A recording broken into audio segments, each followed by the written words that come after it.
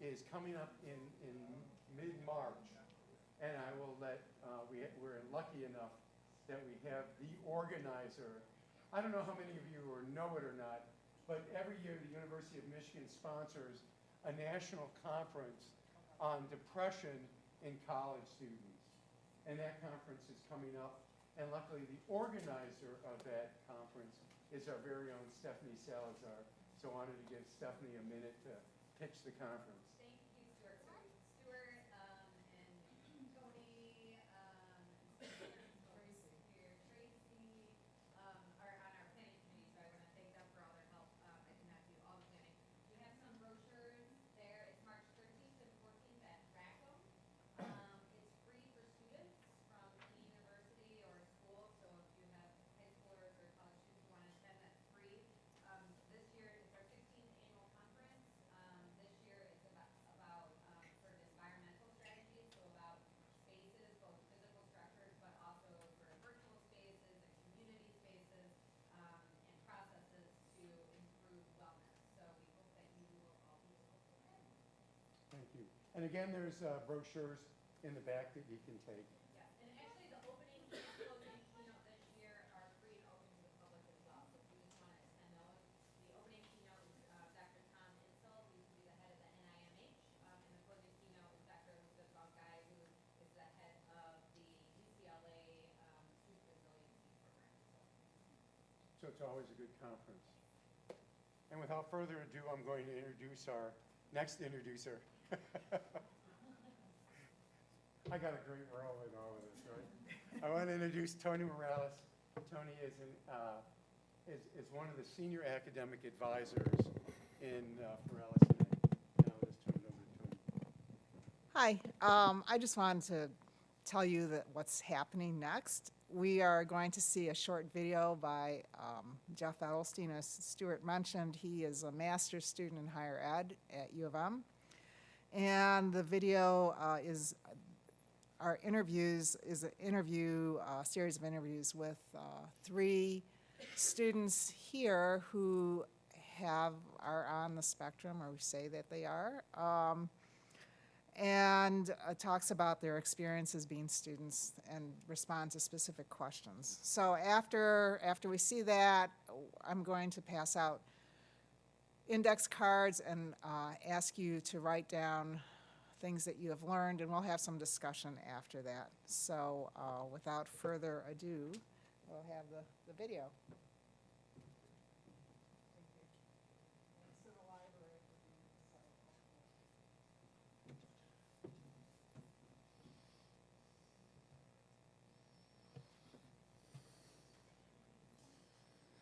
I'm Luke Kudryshov. I'm a PhD student in English and Women's Studies here at University of Michigan, and I'm in my second year. I'm a first-generation student. I'm low income. I consider myself incredibly lucky to be here at college. I'm a senior here at the University of Michigan, majoring in history, with the goal of going to real estate development. I identify as autistic and neurodivergent, also as transgender. I use they, them pronouns.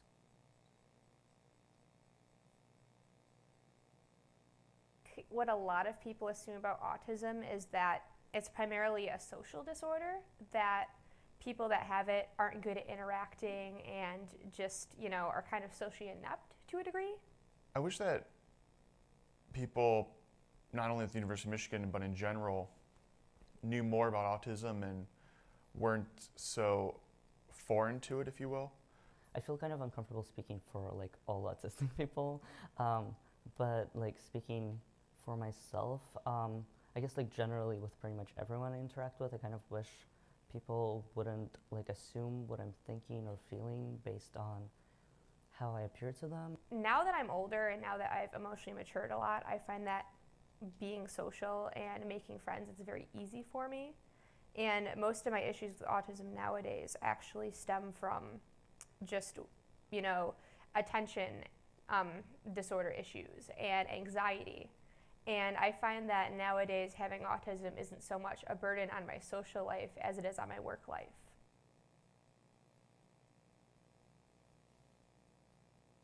When they told me I had autism a little for my junior in college, I was very angry, and I completely refuted it and wasn't able to accept it. And I was nervous that it could maybe make it more difficult for me to succeed in life. And freshman year, I actually struggled a lot. I ended up failing 2 classes my first semester. I got put on academic probation. I spent the entire second semester of freshman year fearing that I'd have to drop out and like go to community college. The university really didn't offer like any kind of support for disability if you don't like have a diagnosis already, so that's kind of really frustrating. Even at a large college like this, resources aren't always easy to come by.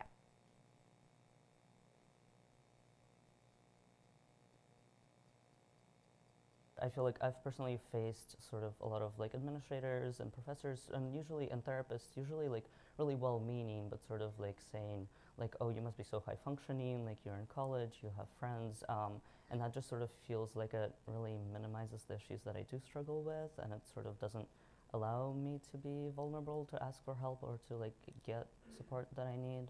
But in high school, my friends just bugged me about that all the time. They said, oh, you get extra time on your work? I don't. Like, why do you think you're special? And just, you know, hearing stuff like that early on in my life has impacted how I deal with things in college now. And it's certainly not in a good way.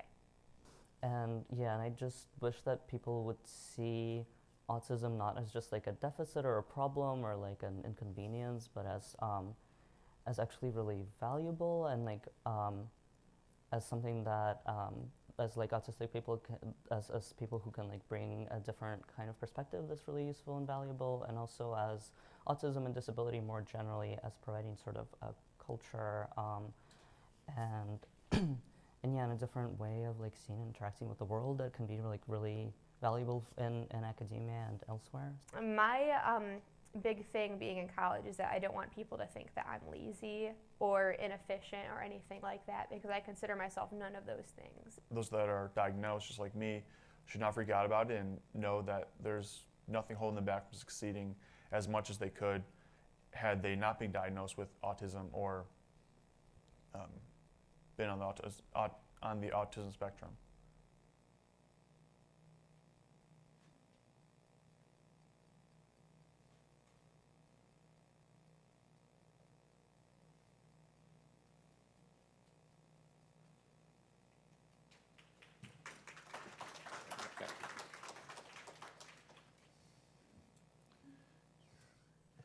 We're passing out cards, and what we'd like you to do individually first is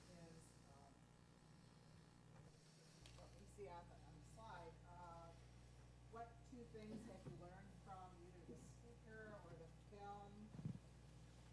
Think about one behavior or something in your job, your interactions with students that you would change based on what you've learned. How is this going to translate into what you do on a day-to-day basis? And any other questions you might have. So if everybody could do that, write that individually, and then we're going to have some more discussion.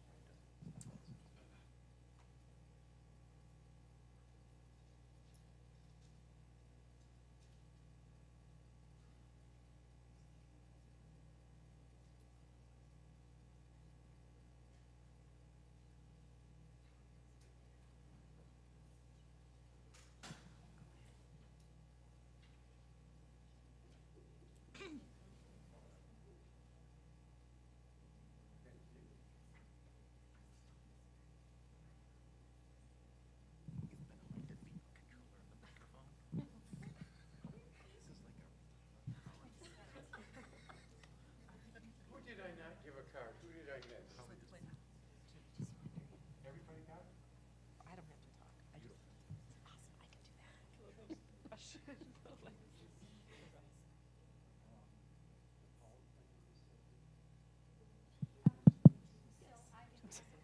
No.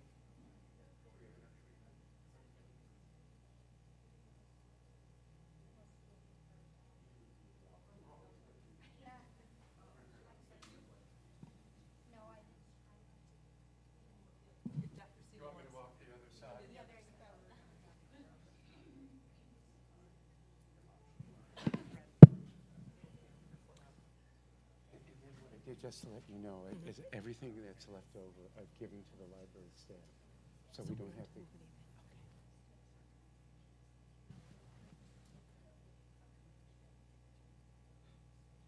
If you are ready, could you pair up with somebody and just kind of have a discussion about what you learned? We'll do that for a couple of minutes, and then we'll have a wider discussion. You're even welcome to do it through. We would. I know, that's why I said, I saw the anxiety come over you. Well, we have about 5 minutes to have a very deep discussion. Well, that's impossible. Yeah, so,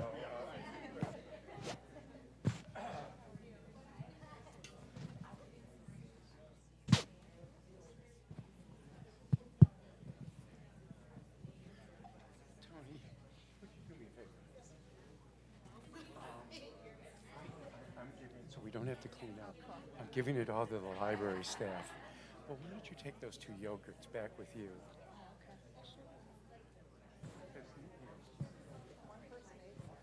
See? Now, did they eat it because of lactose issues, or because it was like, wow, yogurt and it's good? But,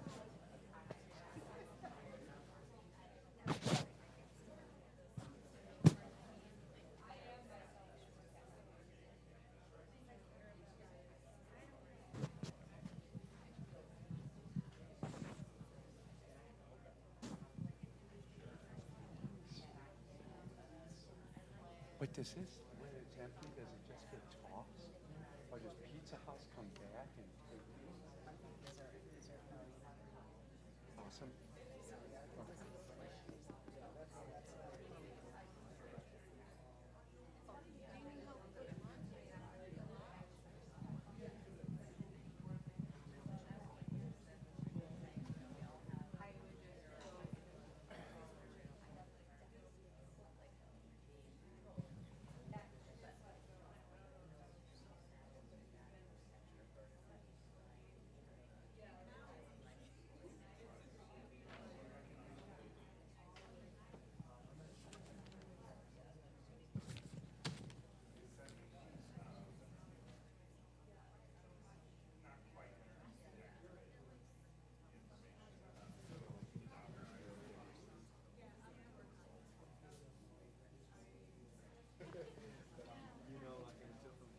Because I find you to be the most responsible person among us. Could I Because give I'll that? do it. Could I-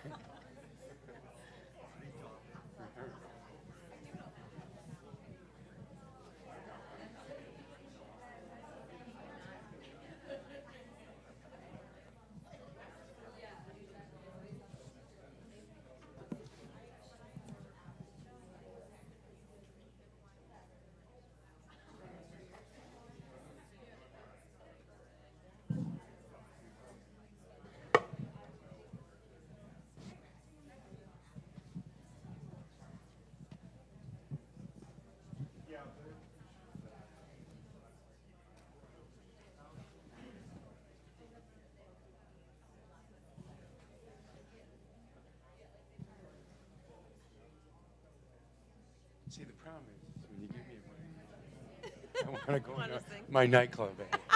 All right. Oh.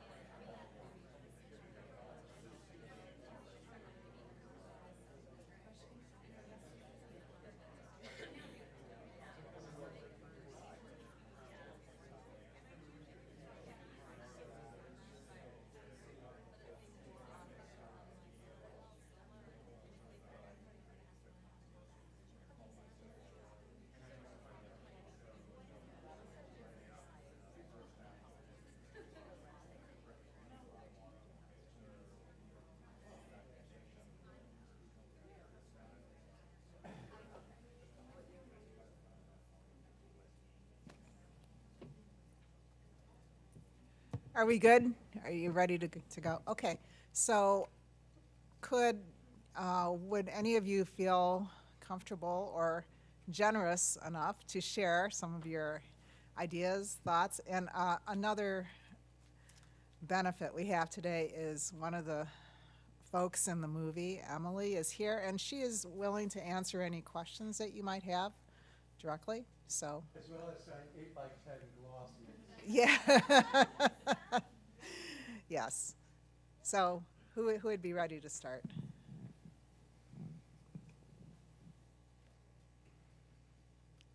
Yeah.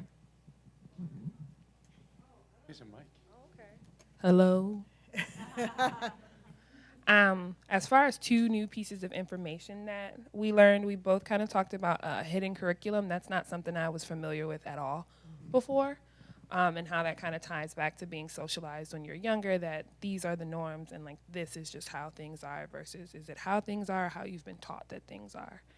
And the other is that autism isn't limited to social interactions. I think because the way it's taught in undergrad or spoken of, it's really quick and fast, and it's literally kind of taught to you as a social interaction. So being able to see and hear from others that say, no, this isn't just what it's limited to was pretty awesome. And then as far as a behavior to implement, I'm also an academic advisor. And so I was really excited that I'm pretty good about listening and asking, does this work for you, or do you need me to explain this in a different way? Are you more visual, verbal, or do you like to read something on your own or watch me do it? But to be more intentional about asking those questions, and Jill and I were talking about do we send a follow-up email, do we not? I always send up a follow-up email because I'm a worrier. And at least I know you have kind of this receipt like we talked about, like at least you have this from me, whether you like it or not, at least you have this in your inbox to go back and refer to. And I come from a social work background, so clinical notes are a big deal and we always have to do it, and clinical notes suck sometimes. So that's just one thing we're implementing to our work. That's great. Somebody else.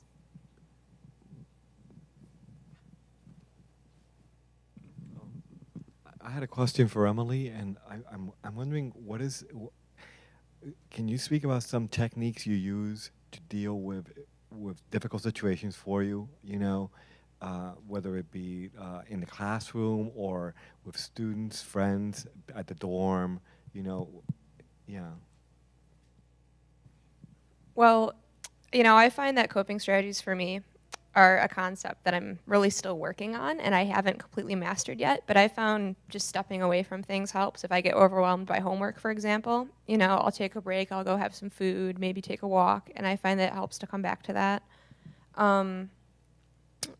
As far as like just being overwhelmed and anxious in general, I mean, sometimes it helps to just find a place by myself and cry for a bit and just let it all out. And as odd as that seems, it helps. It really does. And I find that my mind's quite clear after I do that, or even after I talk to someone. I'll call my parents sometimes and just spend an hour venting to them about it. So, yeah. Does anybody else have questions or thoughts you'd like to share, or how you'd use the knowledge you learned today in your workplace?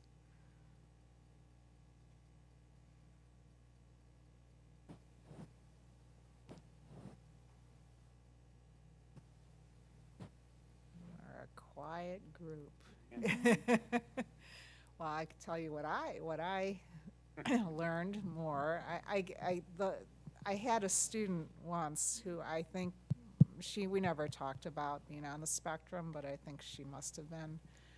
She really had a huge sensitivity to sound, any stimulus, and she was in a classroom. It was an English 325, which is advanced composition course here, and the pen clicking was really getting to her. So, but she really, I have to admire her because she was brave, and she'd made an announcement to the class and say, this is really bothersome for me, so could you please not do this or be sensitive to this? And that was really, I thought, really courageous of her.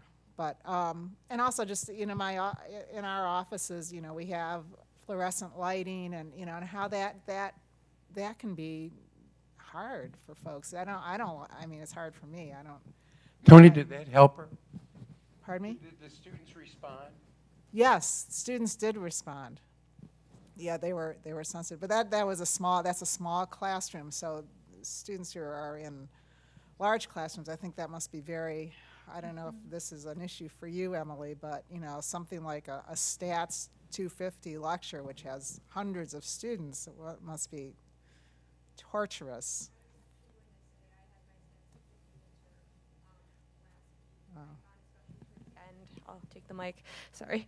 I found that especially towards the end when people were getting up and turning in their papers, and I was trying so hard to focus on the last few questions I had, and all I could hear in my head was chairs being pushed in and papers being tossed around, and it just drove me crazy. Mm-hmm. And I wanted so badly to just get up and leave, and I couldn't. Mm-hmm. So. Mm-hmm. Mm-hmm.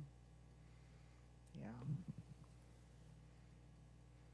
Yeah, maybe if we kind of think, well, what are things that, you know, maybe we're not on the spectrum, maybe we are, but, you know, what are things that really bother us in terms of hearing or listening or feeling, you know, and what do we do and how do we handle it? And I mean, just it's good to develop a sensitivity to that for folks, because we just make the assumption that, okay, well, yeah, we always have fluorescent lights and people are always moving chairs, and, you know, we just kind of push it away, but it's not the case for a lot of folks. Yeah. When you describe that situation, I think more of like, how do you know that the autism and what is autism? I guess is my question, because to me, just that situation could be OCD. You know, it could be something like that. So, but it's probably a conglomerate of symptoms and behavior, not just that. Right. You know, because I always think of autism as someone who has difficulty interacting with other people and getting social cues. You know, more so than, you know, the surroundings upsetting them somehow.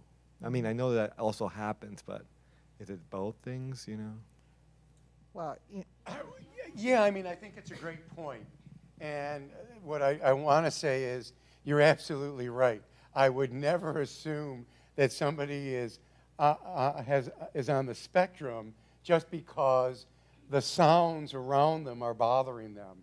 I think there's a whole host of conditions which would really sort of, particularly anxiety, depression, ADHD, which students and people may have the same reaction, which is one reason, one of the accommodations that our office is able to give is a quieter testing location so that it's not, that problem isn't as pronounced. But having said that, what I will also say is that with autism spectrum disorder, there are incredibly high comorbid rates of other conditions, particularly anxiety disorder, ADHD, and many cases mood disorders.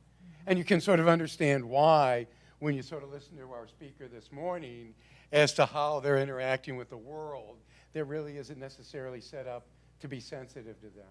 So they're feeling marginalized on the outside, often unable to sort of articulate and verbalize their needs, and instead having to just sort of internalize it. And my experience often internalizing the message that there's really something wrong with me. And I think a message like that can be incredibly damning. So. Were you asking about symptoms of autism?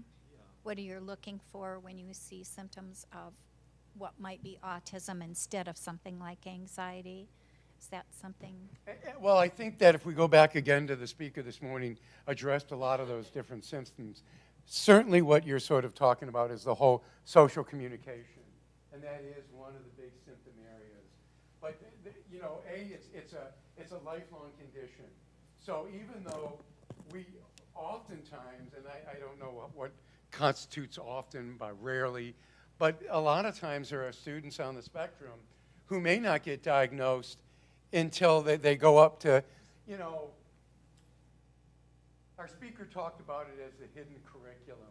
I talk about it as a game, that the education system is a game, and as you go through the game, the rules change, and we don't tell you that the rules change. So it's up to you to figure out the new rules of the game, Some students are really good game players and they figure out the rules. We call those people PhDs, and some are sort of, but the point is, as you go up the educational ladder, every new sort of rung on the ladder requires new skills. And at some people do what I call hit the wall.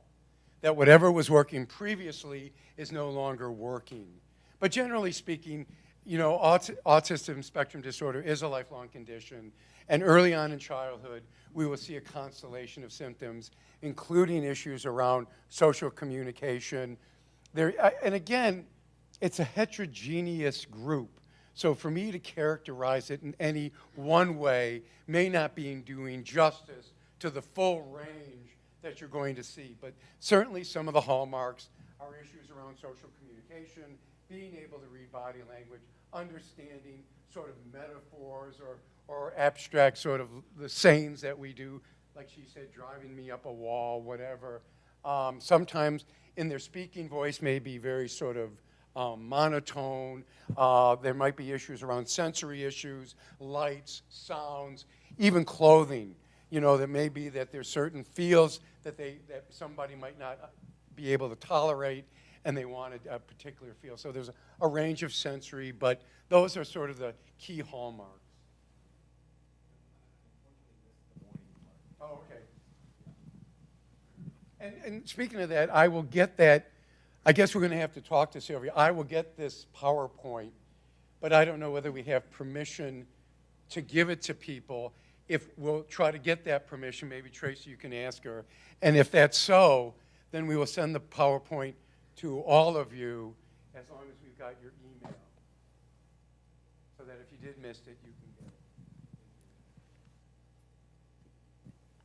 can get it.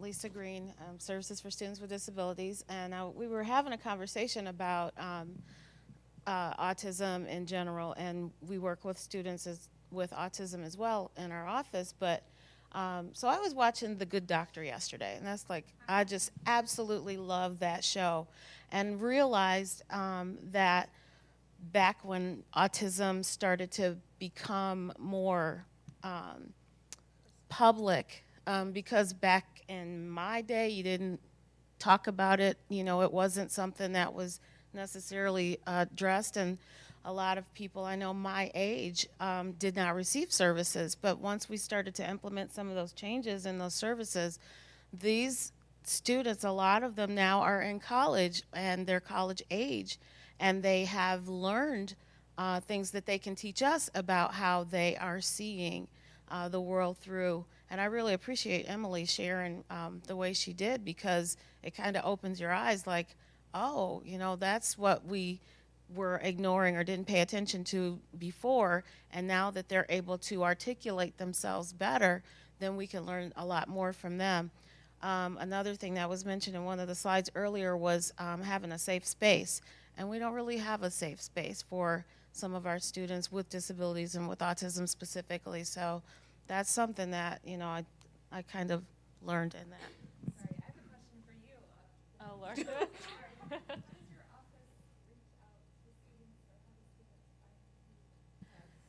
Well, so we can't necessarily reach out to students. We do have our information available through, like when they first come in, when students first come in, orientation leaders are to kind of make a blurb statement stating that, you know, there is, if you require accommodations, you know, there's a way that they say it.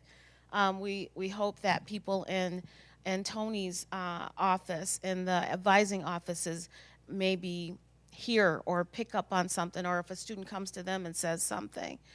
We have our website publicized. We have, you know, Dean of Students office as well.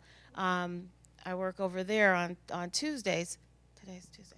I work over there, and what I do is kind of make sure, you know, when a student comes in and they're having a crisis situation, if they say, you know, these phrases like accommodation or used to have extra time, and then I'm like, oh, you know, you need to come over to the SSD office, get registered, and so that's kind of how we, you know, advertise. Kind of add too. Hi everyone, my name is Megan Marshall and I also work at SSD. I would almost advise and encourage all advisors, all staff, all faculty who are here today to just make a blanket statement, honestly, about our office, because I work with students who have chronic health conditions, mobility impairments, visual impairments. So I frequently will get students who also, I work with students who get temporary accommodations. So those students who get concussions. I had a student the other day says, it's the worst feeling in the world when a student comes in my office and says, I'm about to graduate, I wish I would have known about you 4 or 5 years ago. And a lot of my students too, for the chronic health conditions, maybe they have, chronic pain, and they don't think that there's anything that we can do for them. So for a lot of these students, I think just a blanket statement of, hey, have you had accommodations in the past? Because also a lot of times we meet students who have never had accommodations, don't know what those are, but we also get students that have had accommodations throughout their whole life, through K through 12. So I think a blanket statement, as well as just maybe a little blurb about our office, to kind of help any student, whether they break their leg their last semester because they went on a skiing trip. Those are students that we can still help and support. So I think just reminding ourselves that there's other students that we can help as well. I think what you want to remember is there's no need to self-disclose, either on the application or once you're admitted to the institution. So there's no way that we can know prior what students are coming in who could benefit from our services.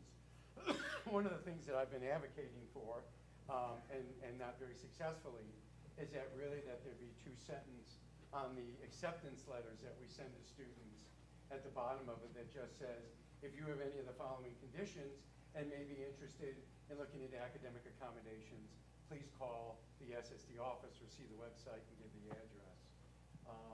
And that's something that I've been arguing for many years. Sorry. The counter argument is always the parade of horribles. And that is if we give you 2 sentences, somebody else is going to want 2 sentences, and somebody else is going to want 2 sentences, and all of a sudden we've got a 10-page acceptance letter. I don't buy that argument, but I do want to say, going off the whole subject of accommodations, that Sylvia's point in colleges finding better ways, for students to hand their accommodations off to professors was very good. Because I've had accommodations since freshman year. I went in over the summer before my orientation, and I actually talked to Lisa personally about it.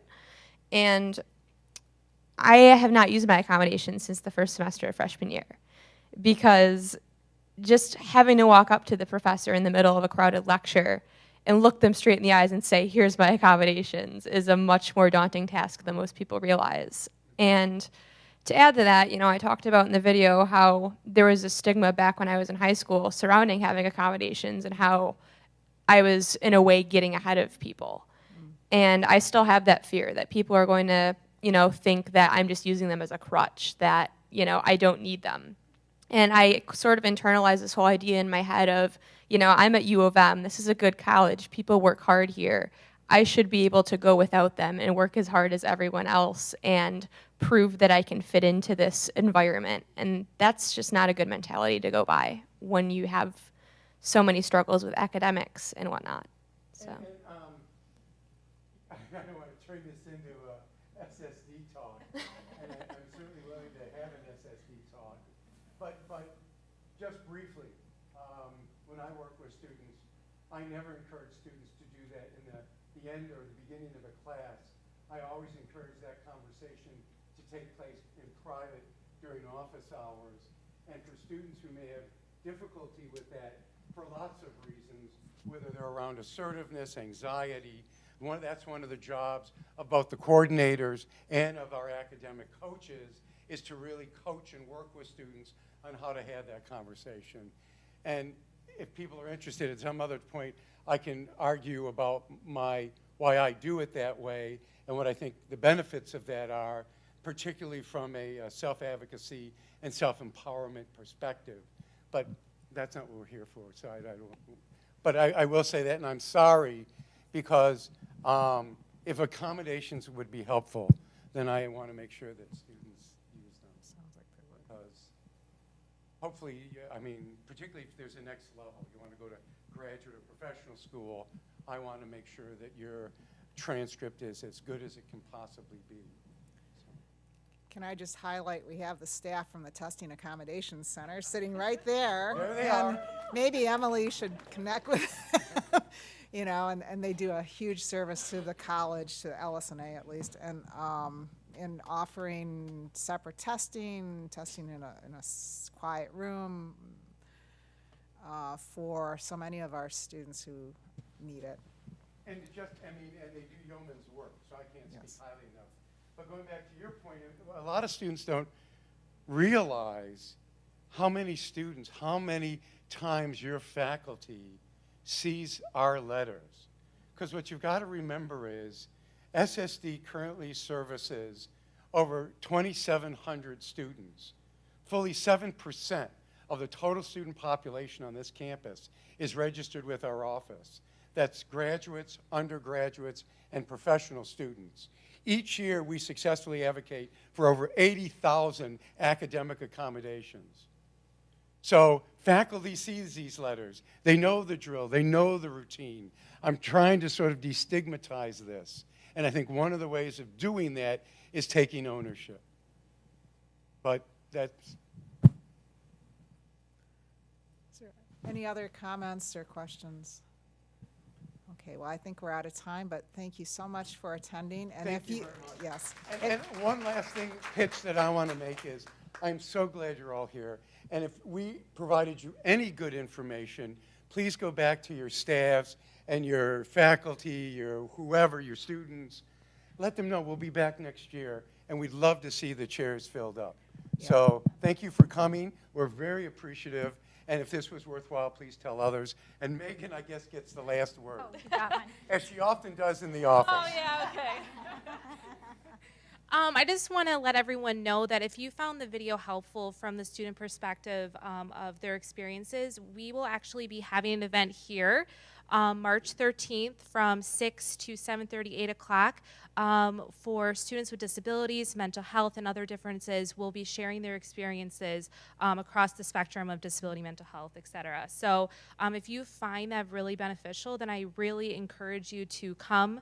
Hopefully, we are in the process of this week of sending out flyers galore. So hopefully I hit your office, but if you don't, then please let me know, that I will make sure to get it out to you or any other staff members so you guys can post it, and feel free to share via like social media and all other avenues and stuff like that. But I just wanted to plug that really quickly as well. So thank you.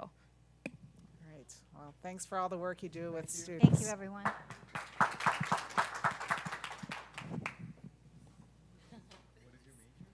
Psychology.